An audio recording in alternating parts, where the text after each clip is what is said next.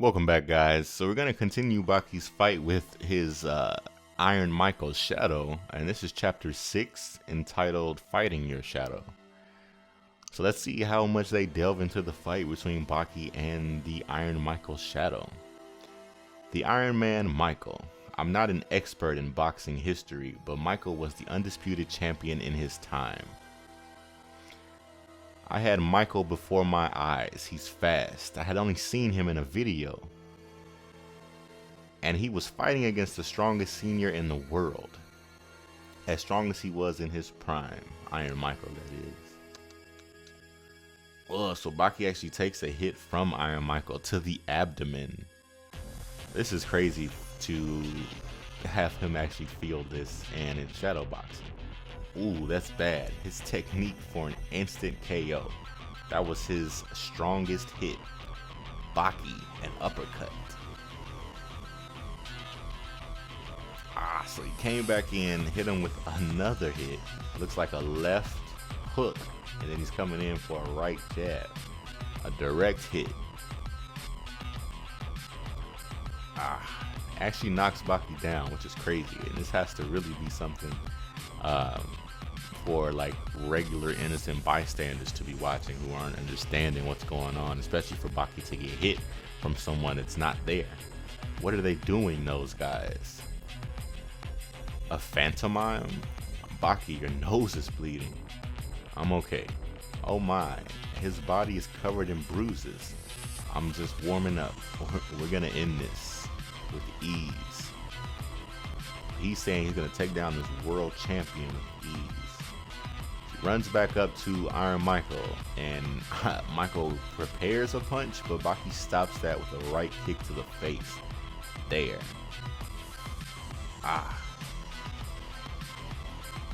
Oh, that was supposed to be it. A one and done. He one punched his ass. Like, with a kick though, it's all bad. A foul?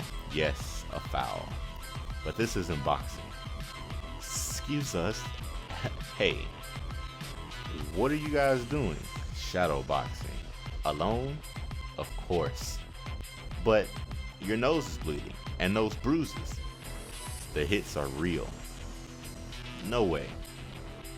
Right now, in this hand, there are 5 sour prunes and a slice of lemon.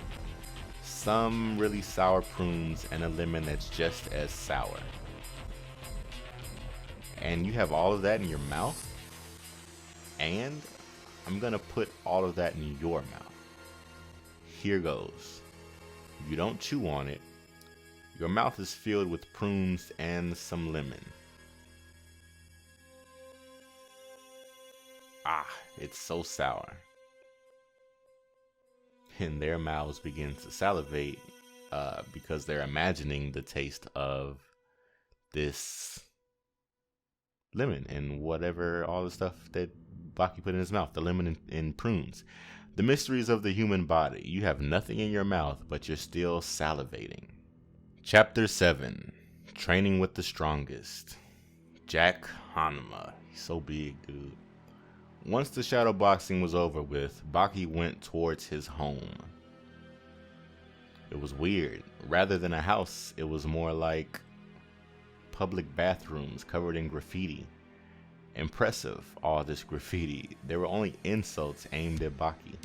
Wherever you looked, that was the only thing you could see. Since they wouldn't dare to come fight me, the graffitis are the only way to defy me. The strongest senior in the world.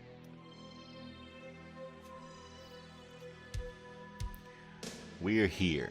When Baki started to do his stretching exercises, he was able to bend his body in an unbelievable way. You saw it, right? The shadow boxing. Just like you said, it was boxing. Good. And my opponent? Iron Michael, the former heavyweight champion of the world. When you said you wanted a worthy opponent, it wasn't Iron Michael? A worthy opponent. Concerning Michael, I had a lot of fun. But it was just a warm-up, that's all. I couldn't believe my ears. So that fight against Iron Michael was nothing but a warm-up? and you intend to fight against your father. It shows that you don't know him at all. He's really strong, right? In the entire world of all living things, he's the undisputed champion. Whether it's a lion, a tiger, an elephant, or an orca, even cancer or AIDS couldn't do a thing. I don't know why, but in some way Baki seemed to enjoy talking about the immeasurable strength of the one who was his father and opponent. In order to beat your father, you're going to have to fight against some powerful adversaries, able to break iron. But what kind of monsters could be on his level? It's in there, in the basement. Once the trapdoor was shut, it was nearly pitch black. We were walking toward a table. A sordid atmosphere was emanating from the room. When my father accepted me as an opponent, he battled against an elephant the size of a dinosaur. Stronger than a lion, stronger than a tiger, stronger than a rhinoceros, the biggest and most powerful elephant the world has ever known. But if I fight against him, it should be fine. What makes him think this? Come on, show me something, Baki. There he is. Oh, Baki's mustering up the aura of his father. And as soon as it showed up, Baki got smacked right into the wall. Jeez, Yujiro's no joke. Rumina. This opponent is even stronger than that elephant. Over there on top of the table? What? Oh wow, Supreme Mantis he saved a couple chapters ago. Wow, so he's just giving it the same eminence of Yujiro. Chapter 8, the battle begins.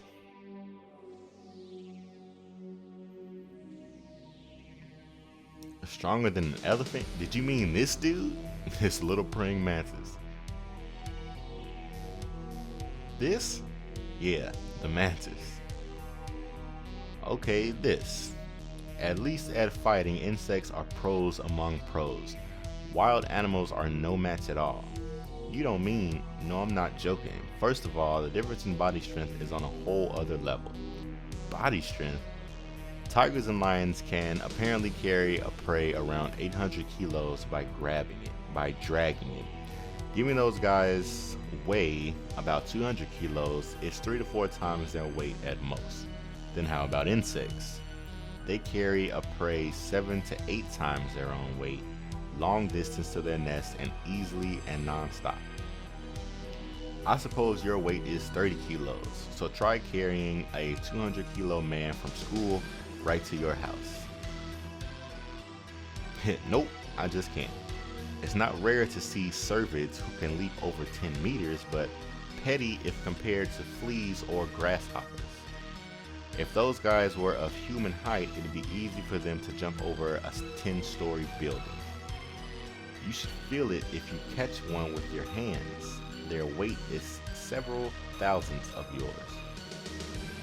But your fingertips can still feel how strong those guys are. Were they to weigh the same, they'd be unbeatable. With a single kick of that leg, with just a hold by those forelegs, with their impregnable block, if ripped by those fangs, one can't get away. And then we have this mantis. Among them, he is the pro fighter. Even the ancient Chinese Kempo borrowed the mantis's way of fighting when creating Tang Lang Quan, the famous praying mantis style. Strike, ground, bite, ferocity. The ultimate school of dealing with anything. He's the faultless, perfect fighter. If those guys were over 100 kilos, they'd prey upon African elephants. But it's tiny. I'll make it big. Up to 100 kilos, here and here. The distant American and also non-existing as of now, the golden age I summoned the Iron Michael of Champions era here to the Tamagawa banks. Michael, who doesn't exist in our world, has appeared. I can create 100-kilo praying mantis without issue. So I'm guessing when he went flying into that wall earlier, the praying mantis must have threw a punch as Baki, I guess, approached it. So Baki's fighting this thing as it moves. Incredible. Leave a comment below about what you think about Baki's tactics for training against his father. He's using his mind to create opponents powerful enough to make him grow. So leave a comment below, hit the thumbs up on this video if you're a fan of the Son of Ogre series, as well as the Baki manga in general. Subscribe if you haven't already done so. If you have subscribed, thank you very much. Please share with at least one friend. Let's try to continue growing the community. Hit the thumbs up on this video. Check the link in the description for the next video. And as always, otaku for life.